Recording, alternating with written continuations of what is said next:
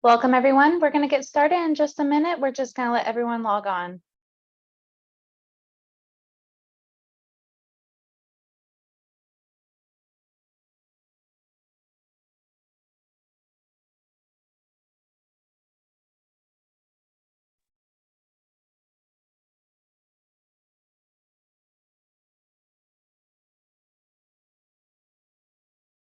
Again, if you're just joining, we will get started in just a minute. We're going to let everyone get logged on.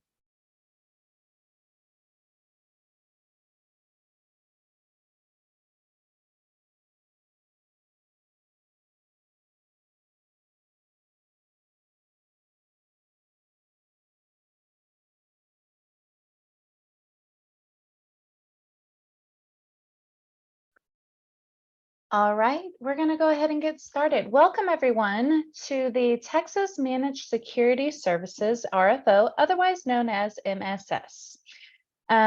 Today, whenever we're going to go over the solicitation.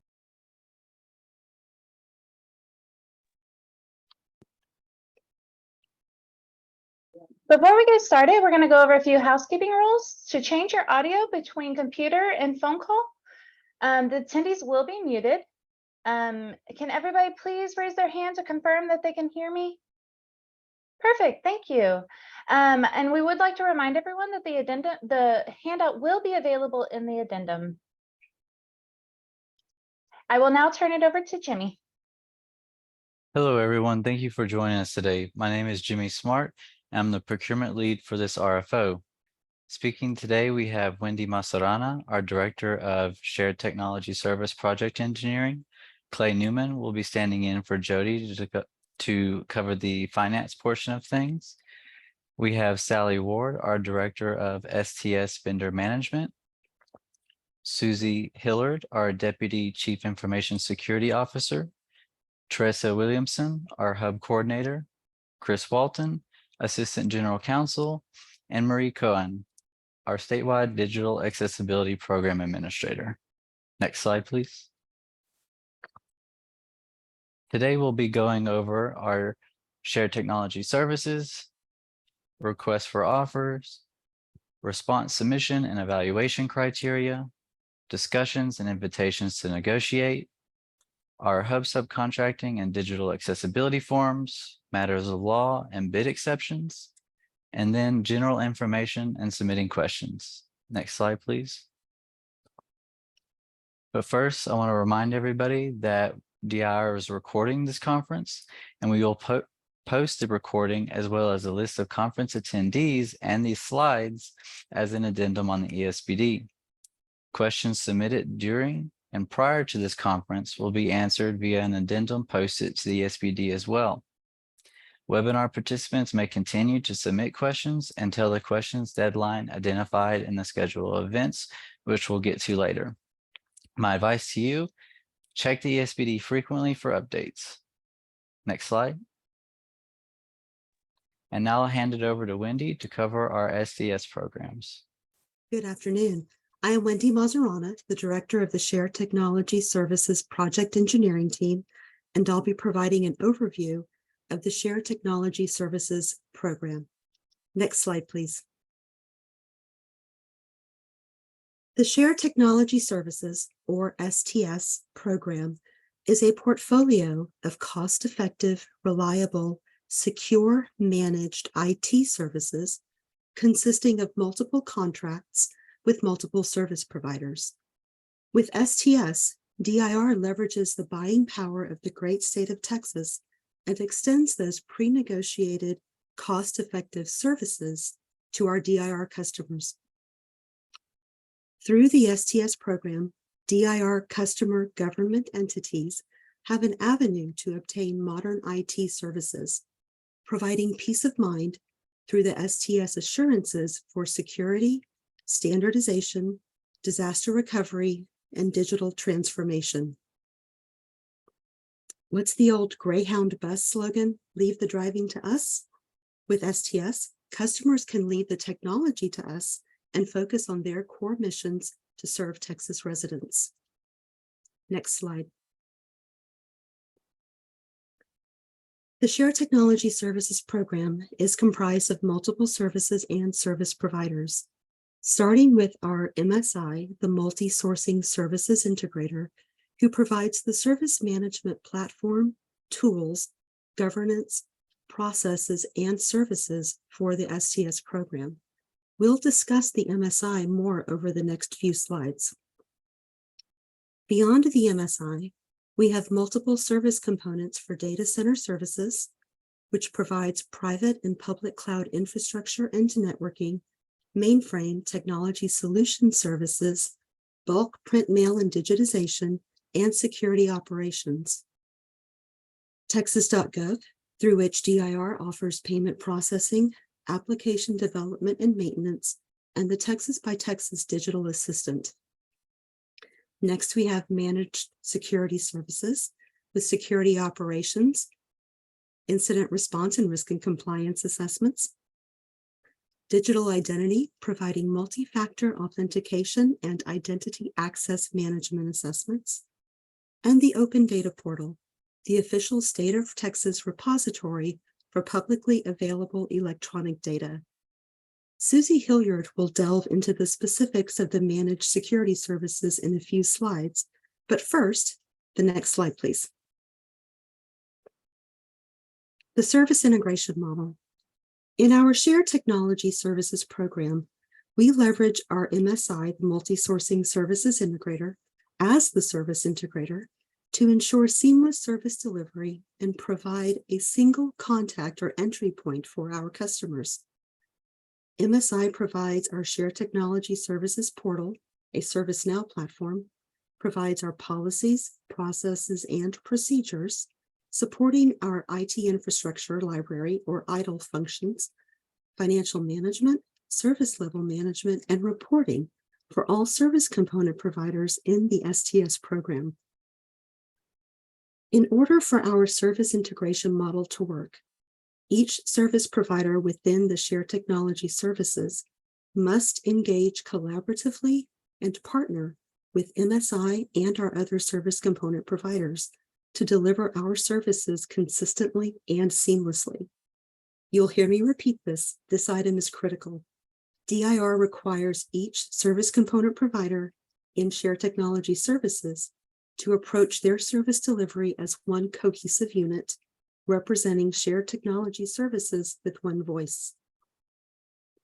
In support of the partnering and collaboration, Exhibit 1, the Statement of Work in the RFO package, lists requirements for each service component provider to enter into operating agreements with the MSI and other service component providers. These operating agreements will include MSI to service component provider, as well as service component provider to service component provider agreements that address our processes, protocols, and communications for everything from operations and incidents to requests for solution, to security and issue resolution, and to governance for service delivery. Next slide, please. Okay, I admit there's a lot on this slide. In Exhibit 1, DIR has documented at length the cross-functional services provided by the Multi-Sourcing Services Integrator. DIR requires each service component provider to collaborate and partner with the MSI and other service component providers through technical and procedural integration as identified in the Statement of Work. You probably think I am a broken record on this topic of partnering and collaboration, and I am, because it's that critical for the success of the Shared Technology Services program. This diagram highlights the cross-functional platform provided by the MSI. This platform is key to the success of delivering seamless service to DIR customers across the lifecycle of ordering, provisioning, updating, invoicing, reporting, monitoring, and managing all shared technology services. As mentioned earlier, the MSI provides these services and functions through our Shared Technology Services portal, leveraging ServiceNow as our business management platform. Along with ServiceNow, there are additional tools supporting the IT financial management and service level management and training. But ServiceNow is the entry point for all STS operations and reporting. All STS services are requested, tracked, and reported through our STS portal. All invoicing and all customer approvals are captured through the STS portal. So for avoidance of doubt, the STS portal is our system of record. Some key areas of the cross-functional solution, tools, and functionality provided by the Multi-Sourcing Services Integrator, or MSI, are the marketplace, which includes our portal, the service desk and service catalog, and outreach and growth, business management with our financial chargeback systems and processes, performance management and operational intelligence, operations management with our workflow orchestration and data quality management, service management, including the idle functions for incident, problem, change, request management, disaster recovery, and configuration and asset management, governance, including our service management manuals and training, and data integration, e-discovery, software licensing, and automated provisioning. Because the Shared Technology Services Portal and cross-functional services are provided in the program by the MSI, respondents should not include in their response any costs related to services, systems, or processes provided by the MSI. Next slide, please. This slide is a different view of the multi-sourcing model to highlight which services are provided via the STS program and which are unique to managed security services. On the left, for managed security services, and this is not a comprehensive list of the services or requirements from the RFO, those are in Exhibit 1. The MSS, or Managed Security Services, starts with the Security Operations Center, or SOC.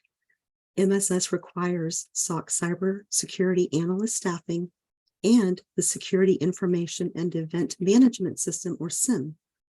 All device data from MSS will feed into this Managed Security Services SIM for visibility into the state security posture.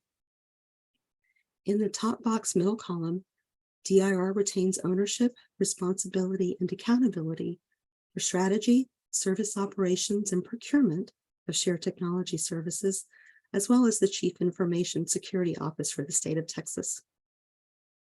Directly below is the MSI, who owns the service platform, governance, IT financial management and service level management, the service desk, and the marketplace.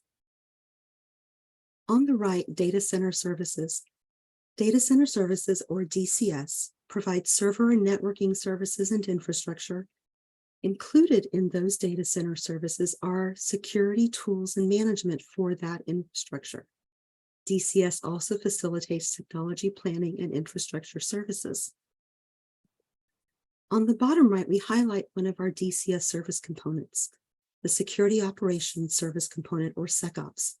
SecOps provides security oversight for data center services and sets the security standards and configurations for the STS program with our Master Security Baseline Configurations, or MSBC.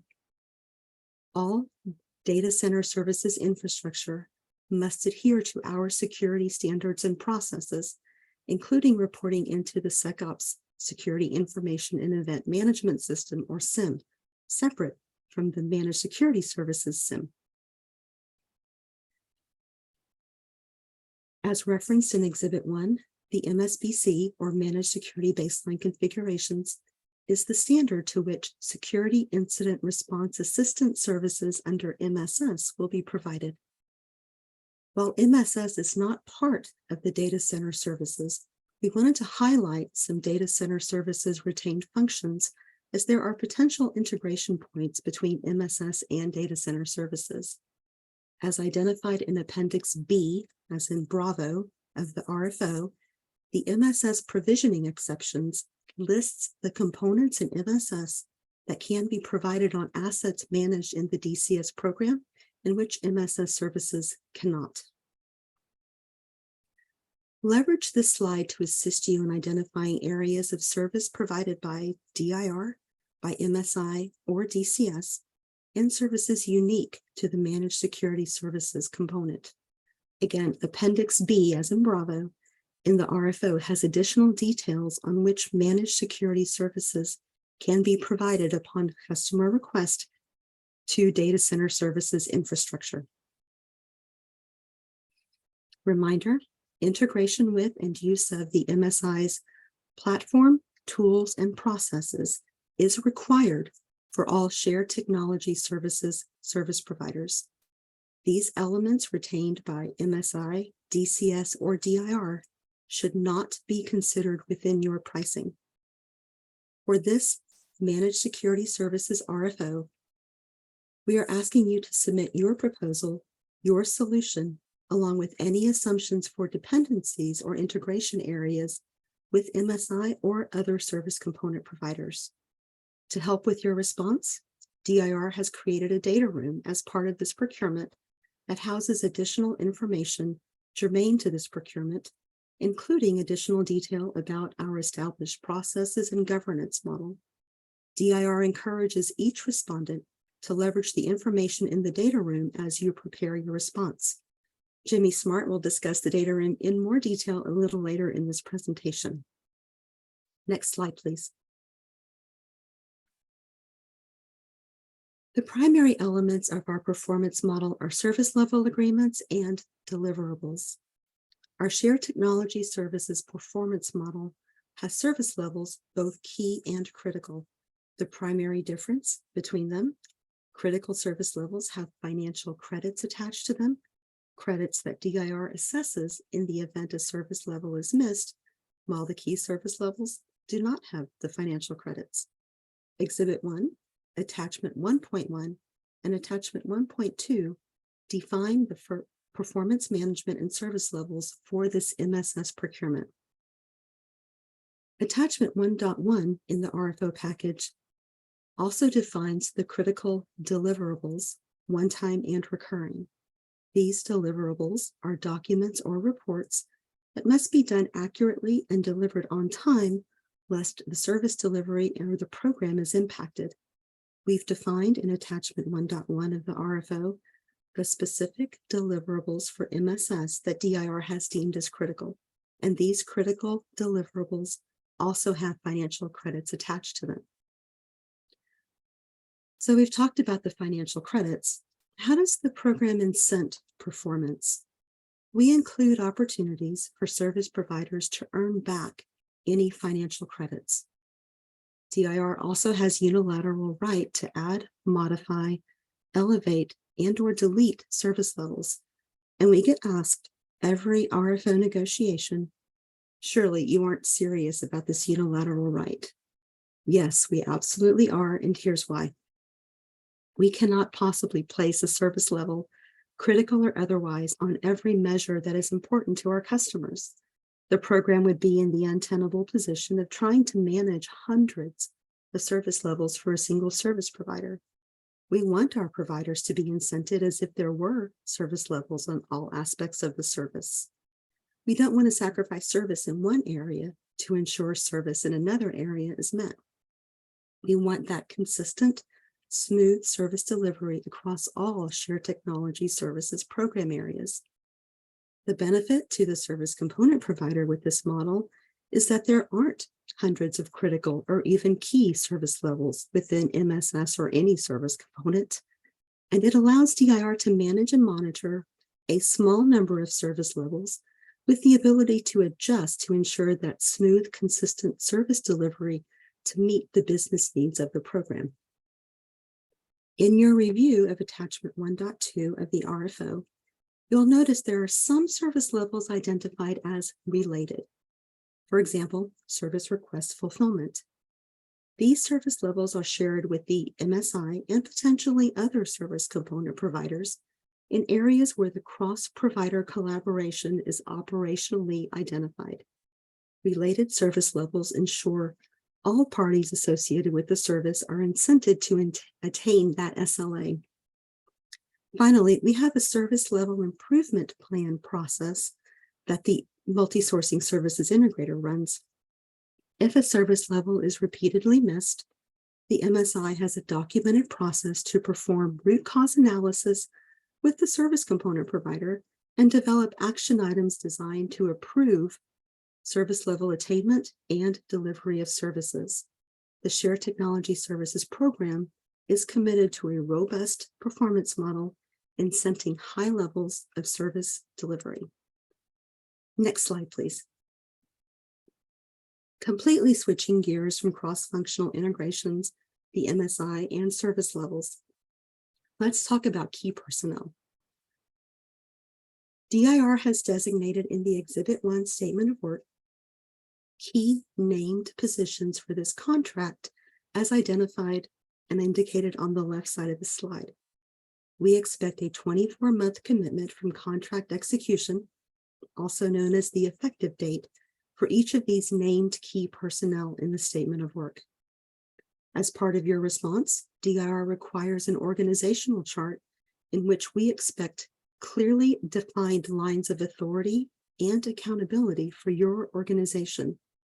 DIR needs to know who is the sole person accountable for and with the authority to make decisions for your organization on this agreement.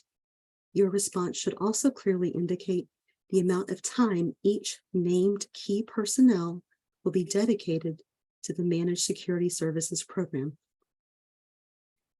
You'll also notice in the Exhibit 1 Statement of Work, DIR may review the performance of the successful respondents team to ensure resources and skill sets align with achieving the program's goals, to ensure we have the right staff with the right skills to meet our customers' business needs.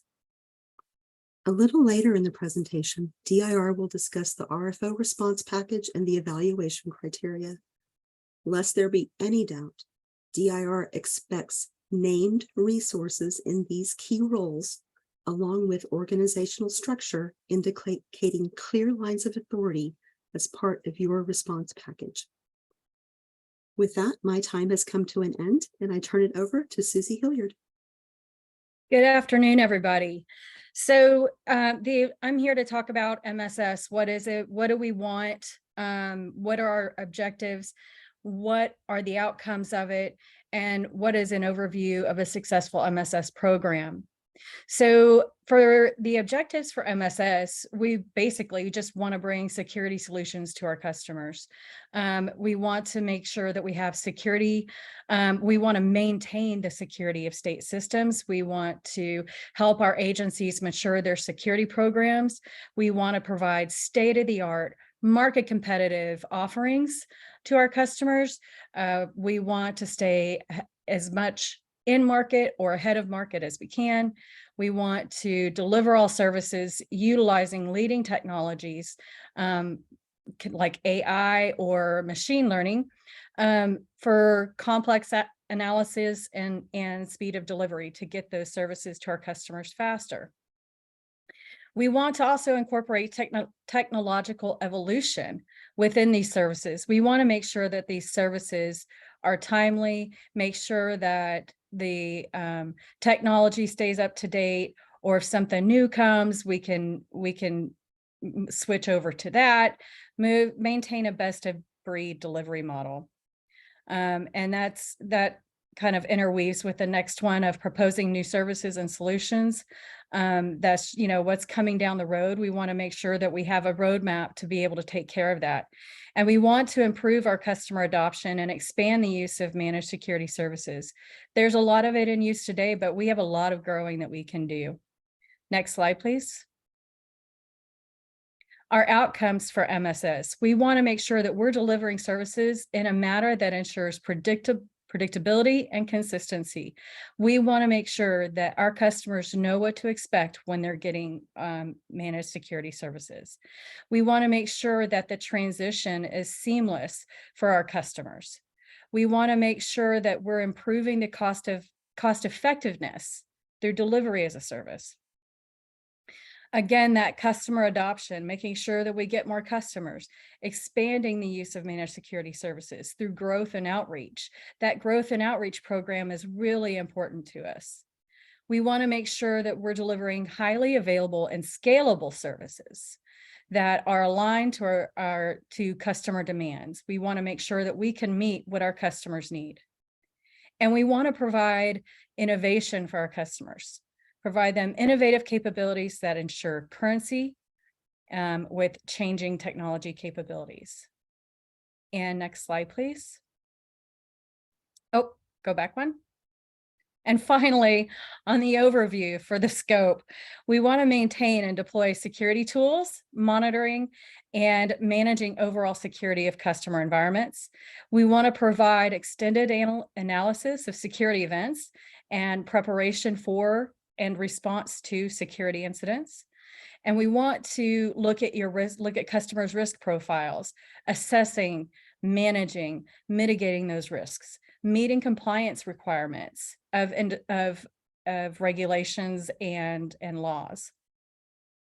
And then finally, this is last but not least, this is also really important to us. We want to make sure that we are integrated into DIR's Shared Technology Services program under the multi-sourcing services integrator model and the STS governance structure. All that stuff that the MSI does that Wendy pointed out earlier, that will all be part of this. And that is a summary of MSS. That said, I'm going to go ahead and turn it over to Jimmy. Thanks, Susie. Again, this is Jimmy Smart, procurement lead for this RFO. I'm going to spend some time covering some general RFO information, contents, requirements, term of the contract, and the RFO schedule. Next slide, please. We seek to procure a vendor to manage and further develop our MSS solution and make available a security service catalog, if you will, to our customers in our SCS program. As a result of this RFO, we expect to receive and evaluate responses and select one service component provider with whom to enter into a contract. Currently, we believe that the vendor awarded the MSI contract will be precluded from award of any STS contract for which the MSI will have oversight capabilities, including this RFO. Next slide, please. The next two slides are a summary of solicitation attachments and exhibits. And while I'm not going to read each one individually, these slides will be uploaded on the ESBD so that you'll have them. Next slide, please. For the Master Services Agreement, there's the MSA itself and the 4 attachments. Next slide, please.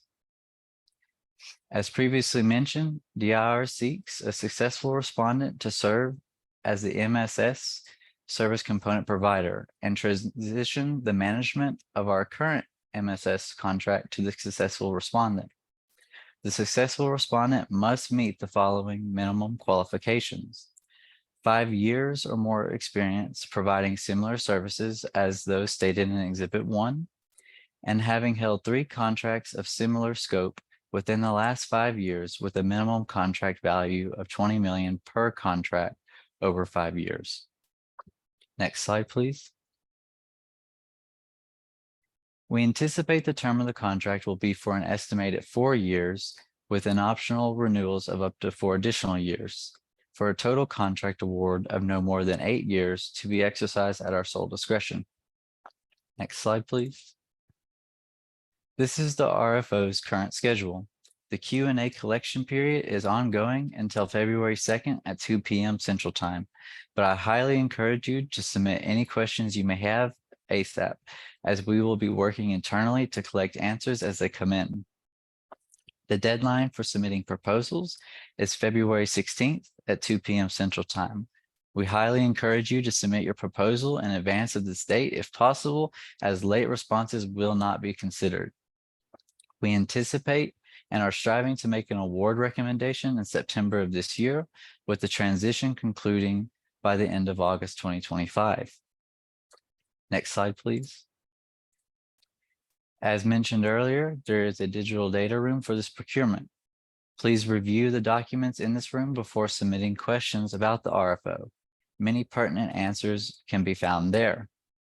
And I want to stress the following items. When you submit an access request to gain access to the data room, You must use your official company name as listed on the Secretary of State website. This is your official business name and not a DBA. In essence, please make sure these names match. If they don't, we cannot grant you access. That being said, access to the data room is not required in order to bid. It just contains information and data that prospective bidders may find helpful. And you will need to submit an access request form again and sign an NDA before access may be granted. A link in section 3.3.1.2 of the RFO will take you to a landing page that provides further instructions. Next slide, please. Now we'll dive into a more detailed overview of what should be included in your response. Next slide, please. There are 4 items that must be included with any response. Respondents are expected to submit 4 separate zip files in their bid response. Each zip file should contain the required files for each package as described in the RFO. Files will be labeled accordingly per the instructions in the RFO, but they do not need to be submitted as separate emails. Bid responses should be submitted to the email shown here prior to the response submission deadline outlined in the schedule of events, as late responses will not be considered. I would advise you to submit your proposal in advance of this deadline so that technical issues, if any, could be identified prior to becoming technical crises. Lastly, as a reminder, if these aforementioned bid items are not included in your response may be precluded from further consideration. Make sure to triple check. Next slide, please. Now we will cover the response files required for each package and their naming conventions on the right. Package 1 is the administrative submission requirements. The files shown here are also outlined in RFO section 3.5.12. Next slide, please.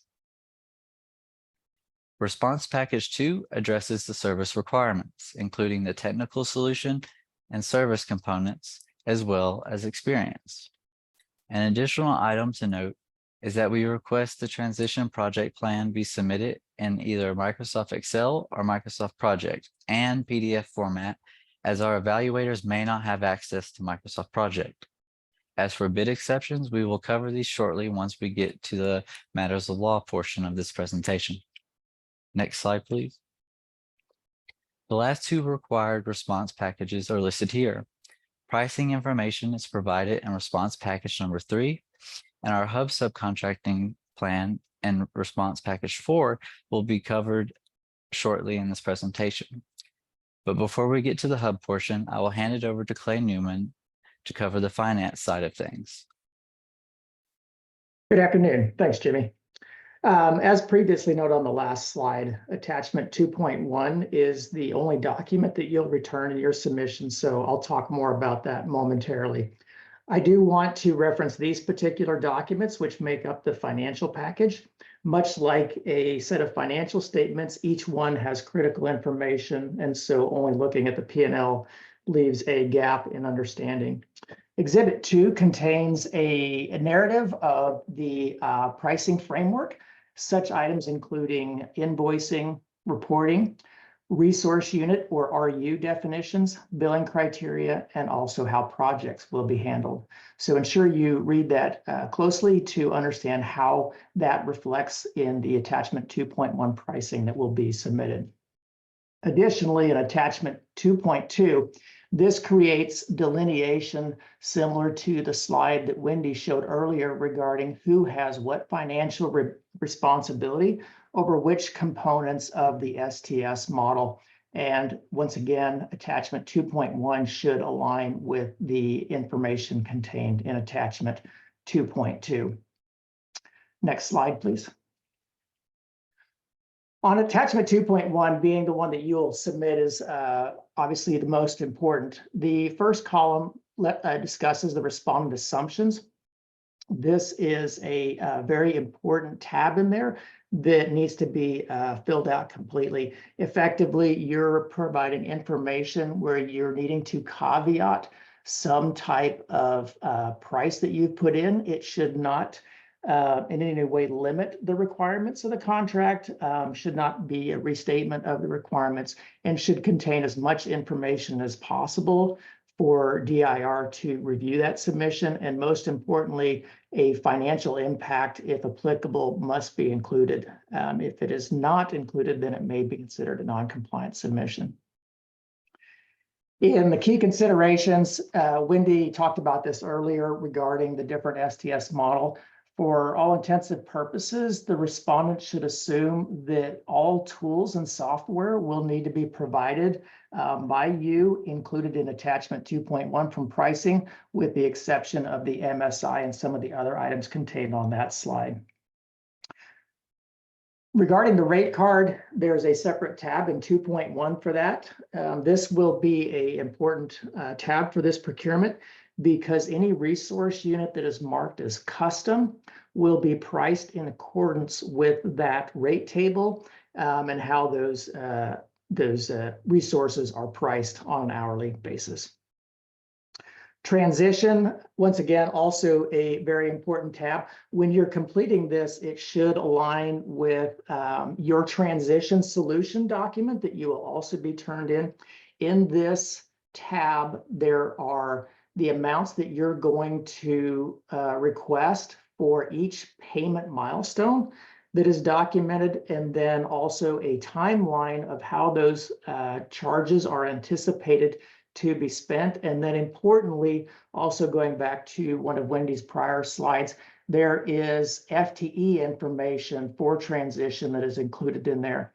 To the extent possible, you should include separate named resources on each of the rows instead of combining multiple grouped items into a single one that may have multiple positions, but only add up to one FTE, 1.5, so on and so forth. So it's a critical tab to help people understand how you're going to staff your transition and align once again with your transition solution. Finally, on the volume discounts, you may have already noticed that there is not any tiering based on the quantity of volumes in attachment 2.1. DIR is intending to capture best value through total charges with different tiers of volume discounts. And the respondents will be populating this tab with what discount is being committed based on the monthly charges for that particular period. So please pay close attention to that tab and ensure it is populated correctly. And with that, that concludes the financial portion, and I'll hand it back over to Jimmy. Thank you, Clay.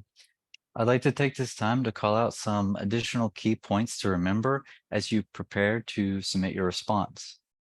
Attachment A has to be signed. Your response will be disqualified if it is not.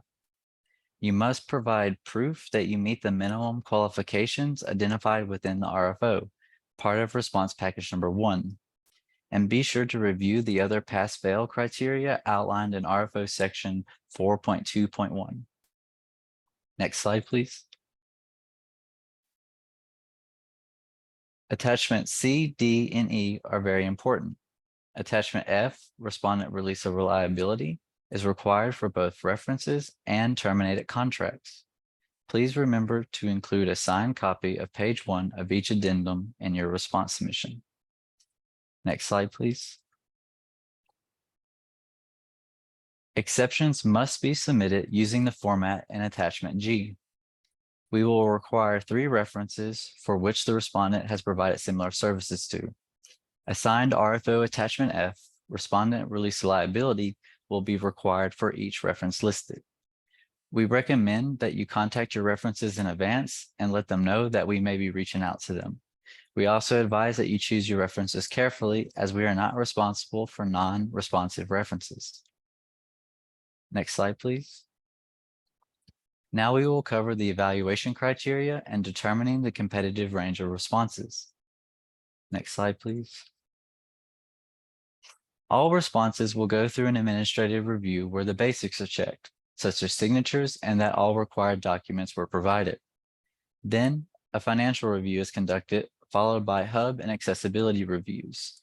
We may reach out during this time to request additional information or clarification on a response. Next slide, please. Finally, on the pass-fail requirements, there are the minimum experience qualifications and accessibility forms, which we will dive into in more details later in this presentation. Next slide, please. Here is a table summarizing how each component of the response is factored into a respondent's overall score. You have your 5 main areas: technical solution, transition and service integration, pricing, proposed account organization, and experience.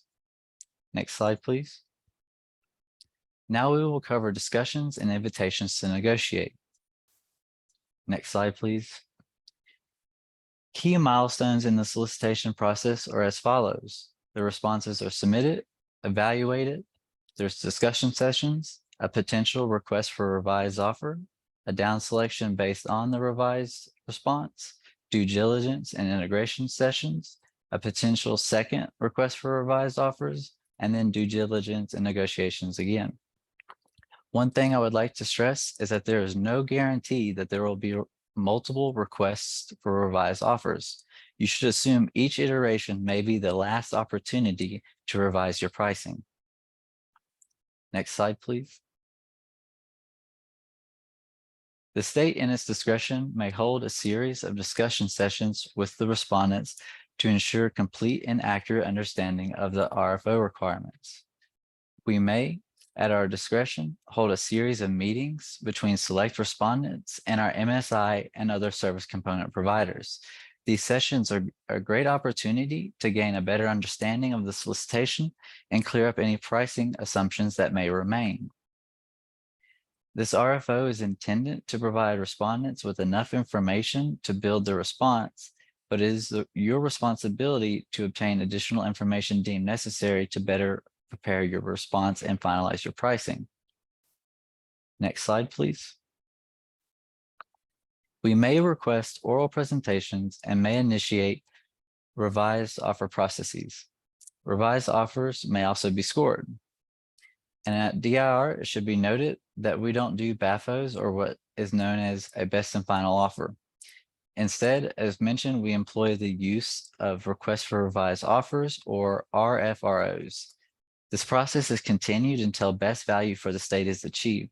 Consequently, it is highly recommended that each be treated as though it is your final opportunity to revise your response pricing, as again, we do not guarantee successive RFROs.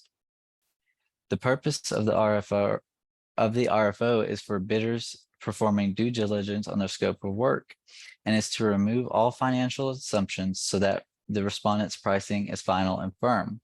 We will work to answer all relevant questions, allowing RFO bidders to reduce any unknowns in the procurement process and therefore submit a more informed response. And it should be noted that due diligence generally runs concurrently with MSI integration sessions and negotiations, and is completed prior to contract award. Next slide, please.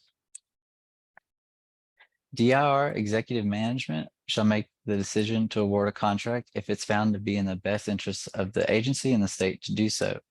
The decision of executive management on any award is final, and any award made in response to this RFO will be posted to the ESPD. All responses and working papers submitted pursuant to this RFO are not subject to disclosure under the Public Information Act until all contracts resulting from this RFO have been executed. Next slide, please. And at this time, I will turn it over to Teresa to cover our Hub subcontracting. Thank you, Jimmy. My name is Teresa Williamson. I'm the Hub Program Manager. Let's talk about the importance of submitting a completed signed Hub subcontracting plan. Next slide. All vendors, Hub and non-Hub, will complete and sign the Hub subcontracting plan, also known as an HSP. Please visit the link provided for you for the most current copy of the Hub subcontracting plan. Also, a copy is attached in your RFO documents as attachment B. You will be required to complete all required information and sign this document. Please do not modify this document. It is an editable copy. Next slide. Again, all respondents, Hub and non-Hub, are required to submit a completed signed HSP. Failure to submit a completed signed HSP will result in your response being rejected. This is a pass or fail item, and you will not move forward with this solicitation. There are 3 ways to complete the HSP. The first is that you will meet or exceed the hub goals and you'll complete method A. Second is not meeting the hub goal and completing method B. And the third is self-performing. Next slide. The hub goal for this RFO is 26%. If your proposed subcontracting meets or exceeds the 26% hub goal, you'll complete method A. Be sure to identify all hub and non-hub vendors that you will be subcontracting with. Include the anticipated dollar amounts and expected percentages. So when completing this method, you will complete sections 1, 2, 4, and method A, attachment A. Please do not forget to sign and date your HSP in your section 4. Next slide. If you are going to subcontract below the hub goal, you'll complete method B. Be sure to solicit a minimum of 3 hub certified companies and 2 minority trade organizations. You must allow them 7 working days to respond to you prior to the due date of this RFO. Please remember that the day you send out correspondence is considered day 0. Include your outreach to these entities with your HSP submission. So you will complete sections 1, 2, 4, and your method B, attachment B. Again, do not forget to include those approximate dollar amounts and percentages. Please allow yourself plenty of time to complete your method B good faith effort. I've seen many companies of all sizes submit an incomplete method B good faith effort and fail the process because of it. The hub office will provide you with a courtesy review of your HSP. Next slide. If you will be self-performing, you will complete sections 1, 2, 3, and 4. In your self-performing justification, you identify how your company will fulfill this contract with its own staff, equipment, and resources. Do not say that you'll subcontract in the future or if you need to. Please tell us how you plan to perform a contract should you be awarded. Next slide. Our contact information is here. Again, we will provide you with a courtesy review of your HSP prior to the due date of this RFO. You must contact us no later than 10 business days prior to the due date. Please take advantage of this complimentary review and remember when corresponding with the hub office to make sure that you are including the procurement lead on all correspondence. I believe I'm turning it over to Marie. Next slide. Thank you, Teresa. Good afternoon, everyone. I'm Marie Cohan. I am the statewide Digital Accessibility Program Administrator, and I'm going to go over the digital accessibility requirements for your solicitation response. Next slide, please. It's a little bit about digital accessibility. It's the inclusive practice of designing and building technology that removes barriers for people with disabilities. You may hear the terms electronic and information resources, EIR, or information and communications technology, ICT. The state of Texas is very committed to ensuring inclusion with all state of Texas employees and Texans. We don't want technology to be a barrier in any way. We have statutory authority here and TAC 206 and TAC 213 that support that statute. We also follow best practices and using the World Wide Web Consortium WCAG 2.0 AA. Let's see. And then whatever documentation pertains to your response, that is required in your response. Next slide, please. So these are the 3 documents I'm going to discuss. Policy-driven adoption for accessibility. This is a self-assessment for the vendor company. This is separate from your product or service offering. And then we'll talk about the vendor accessibility development services information request and the accessibility conformance report for products. Like Teresa said, this is part of the pass-fail section of your evaluation. Next slide, please.